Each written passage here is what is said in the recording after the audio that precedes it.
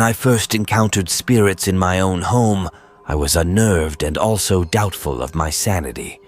After all, if I were crazy enough to tackle a third restoration project in 9 years, then maybe I could be crazy in other ways as well. However, time and an open mind have helped me accept and enjoy these little meetings between the past and the present. Now, a home would never really be a home without these unexplainables. In August 1979, we moved into a 3-story 1857 brick Victorian to begin our third and most ambitious restoration. The structure had been built as a gracious home for a state senator, and then served as a doctor's home and office, a school superintendent's house, a restaurant, and finally for 25 years as a nursing home. It stood unattended for 2 years before we purchased it. Needless to say, there was, and still is, a great deal to be done. However, by September of 1979, we considered ourselves fortunate to have repaired the roof and furnace, replaced missing windows, and installed a working kitchen. Over the weekend, we had ripped out a containment wall surrounding the curved mahogany staircase in the front hallways. That particular morning, my husband had gone to the next town where he taught school, and I was half-heartedly contemplating painting one of the 15 ceilings when the phone rang. As I told my college friend of our progress, I noticed the chandelier flashing on and off through the transom over the door, leading into the formal parlor. I commented to her about the odd occurrence, wondering about the competency of the electrician who had recently inspected and approved all the wiring. She, however, began to worry that someone had come in through one of the 8 exterior doors and was playing a nasty trick on me. Nothing would calm her except that I go immediately to investigate while she listened in case something truly disastrous was happening. As luck would have it, the closest doorway was blocked with ladders and tools. Therefore, I took the more circuitous route through the dining room, into an added room and down the front hall. My 2 schnauzers trotted along, one on either side as I entered the hallway. Suddenly, the door between the hall and the parlor literally flew open, as if a gust of wind had pushed it. Both dogs began to whimper and back up as very distinct, heavy footsteps came toward us. There was positively nothing to be seen, and I searched my mind for a logical explanation as the dogs turned tail and deserted me. Then all logical thoughts left me as an icy air encircled me, and the footsteps continued past me, to die at the doorway I'd just used. I was very shaken, but I did carefully inspect the parlor. All the windows were sealed tight, and all the lights were off. For several days, I was the victim of my husband's and friends' teasing about ghosts and strange noises. In fact, I was beginning to believe I'd been the victim of my own overactive imagination, when both my husband and I were awakened in the pre-dawn by the explosive sound of shattering glass. Not a small tinkling, but a massive crash. With visions of tree limbs coming through the 14 windows on the first floor, we raced down, only to find everything exactly as it should be. Then we ran back to the second floor to inspect the windows and antique mirrors, and finally to the 3rd floor, where once again, everything was intact. In the daylight, we explored the yard around the house and finally the street for broken glass. In cautious questioning, we determined that no one else in the village heard a thing. Since that time, we experience the same phenomenon 2 or 3 times a year and have yet to find a reason for it.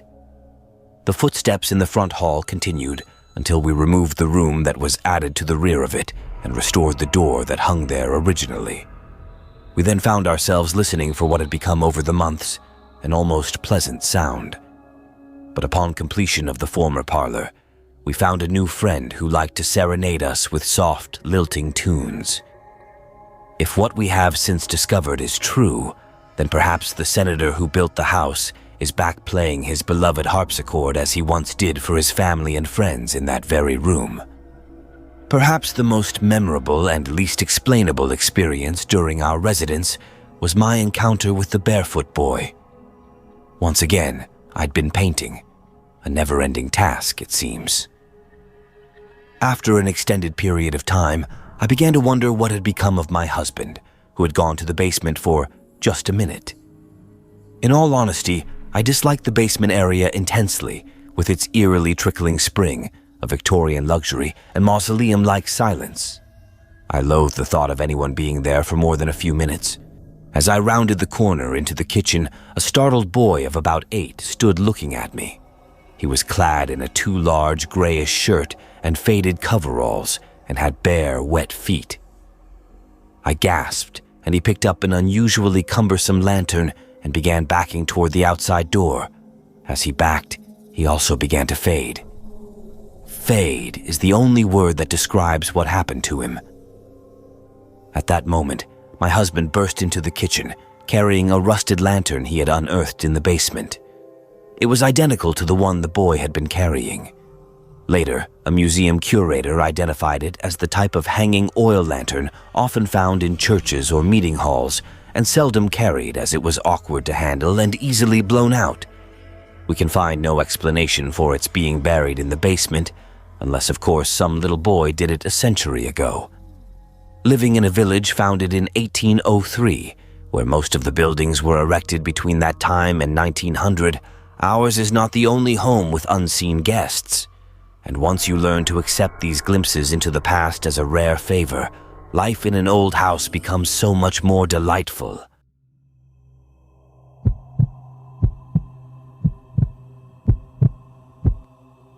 In the heart of a grand 1892 Queen Anne, where history whispered in the creaks of floorboards and shadows danced along the walls, the enigmatic tale of Charles unfolded.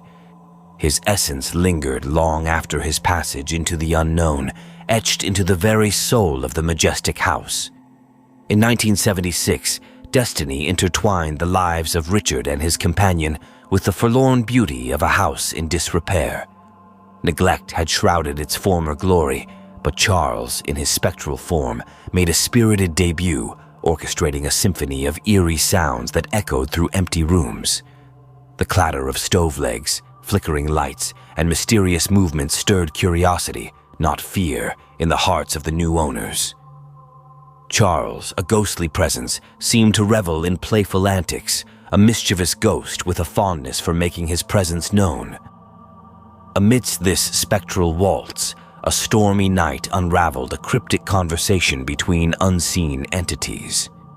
The whisper of a man and a woman near the skylight under the staircase left an indelible mark, evoking a sense of enigmatic solemnity that mingled with the lingering echoes of the house.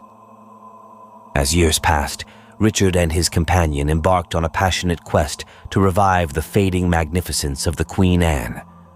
With each meticulous restoration and every stroke of paint, Charles seemed to fade into the tapestry of the house, a phantom whose playful presence became whispers of memory. The house, once draped in neglect, now stood proud and resplendent, a testament to Charles's legacy and the relentless dedication of those who cherished his former abode. Yet, amidst the renewed grandeur, a bittersweet longing lingered, the desire to encounter Charles once more, to bridge the gap between the living and the ethereal.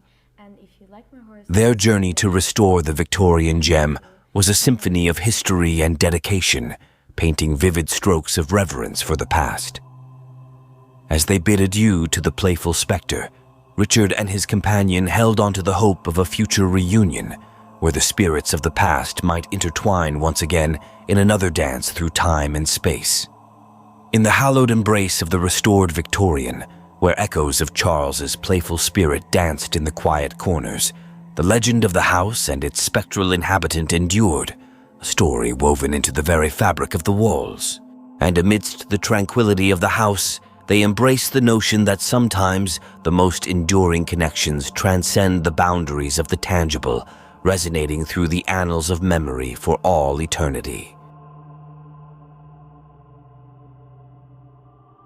Massive thanks for diving into the abyss of terror with me.